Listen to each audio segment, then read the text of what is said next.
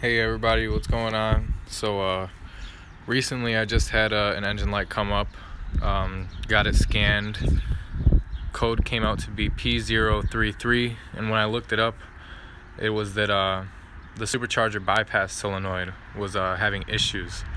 So just to show you where that is on the 2-liter Ecotech, you come in here, and it's connected to this guy, right? So it's not this one, but it's this one.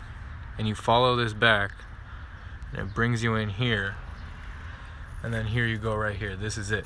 So for whatever reason mine is bent like that. The first thing I'm gonna have to do is unbend it so that I can get a ratchet in there. But I went and picked up the new piece.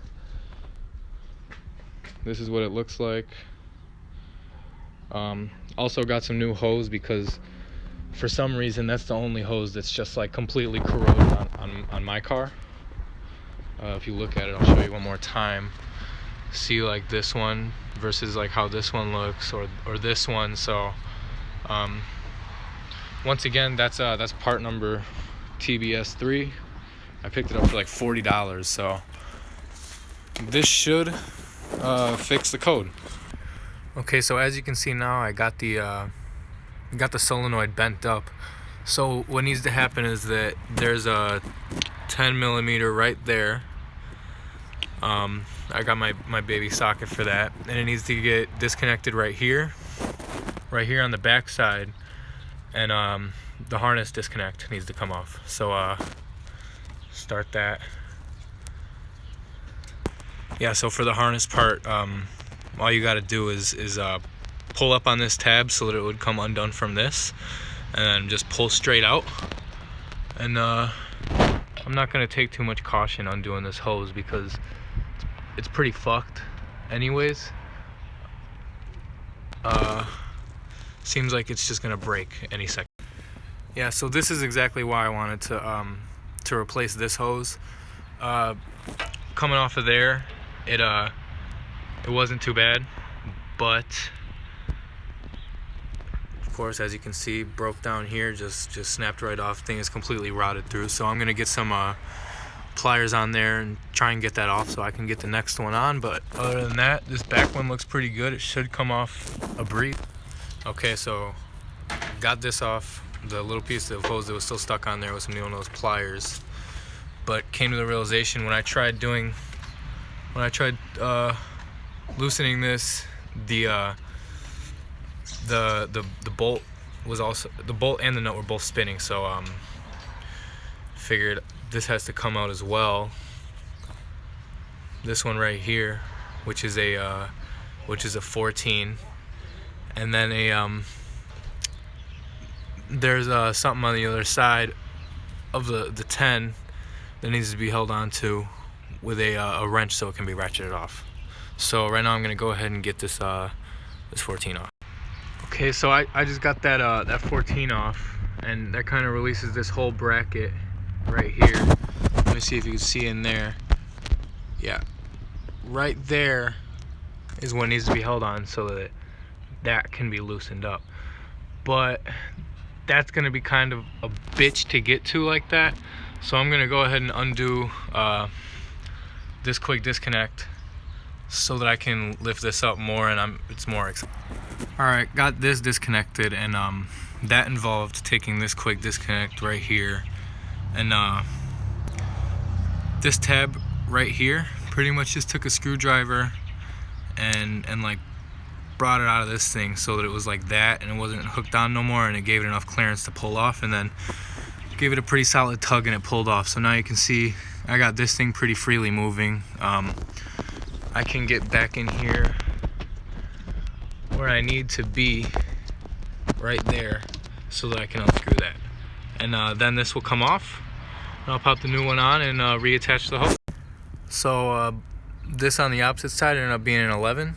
I'm gonna stick a socket over that just like this and hold it tightly in place, and then I'm gonna start ratcheting that 10 off right there with the little ratchet. Okay, so here I got the old one off.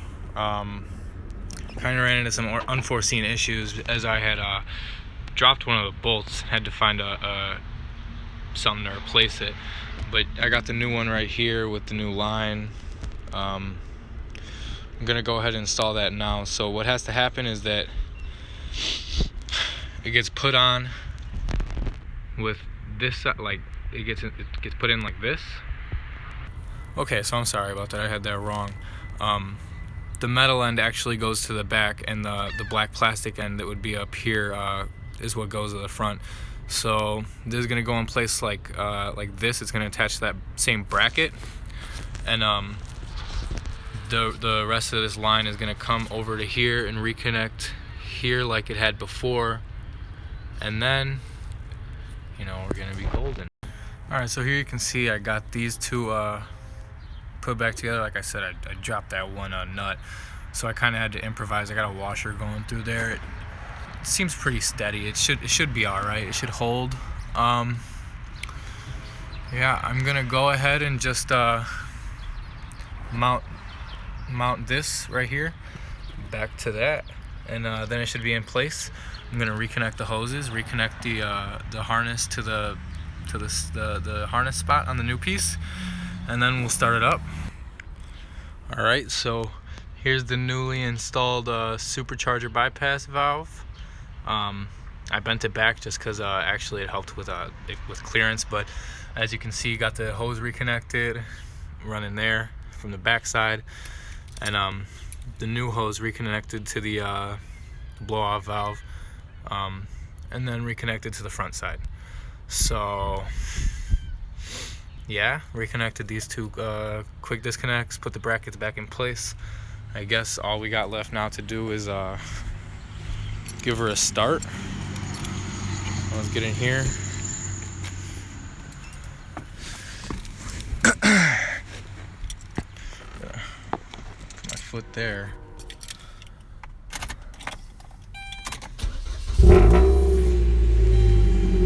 There you go.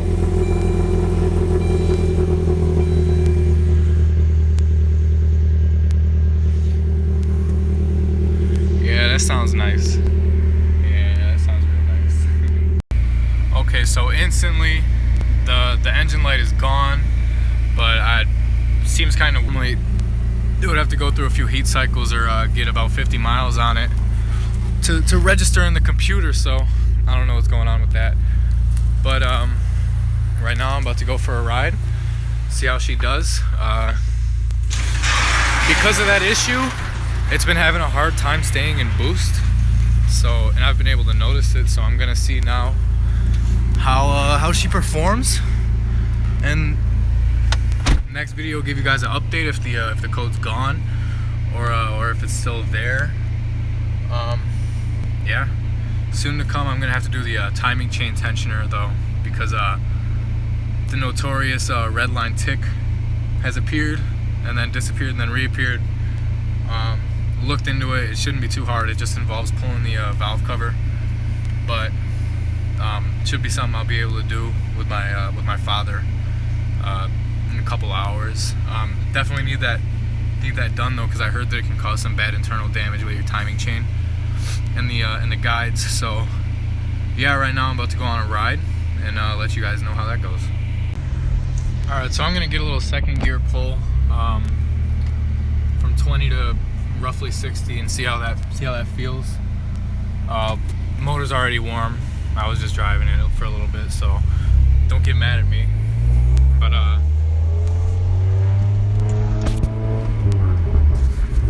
sorry, I had to shift. We're gonna you guys see how this feels.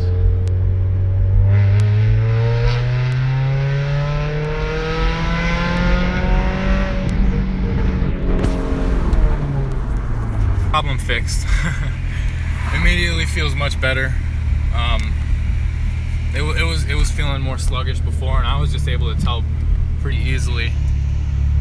That felt good though. That felt much better. I'm gonna go for a couple more and just see how it continues to feel. Engine light still hasn't popped back on, so it's a good sign. So yeah, thank you all for watching. I know little stuff like that seems kind of self-explanatory once you get in there, but for somebody who hasn't really done anything like that, it could be kind of intimidating. And there's not too too much stuff on YouTube already just showing how to do little shit like that. So you know, once you get under the hood of the car yourself, you realize that it's not that bad. And yeah, if you like the video, I hope it helps somebody else out like I wanted to be helped out. And enjoy the rest of your day, guys.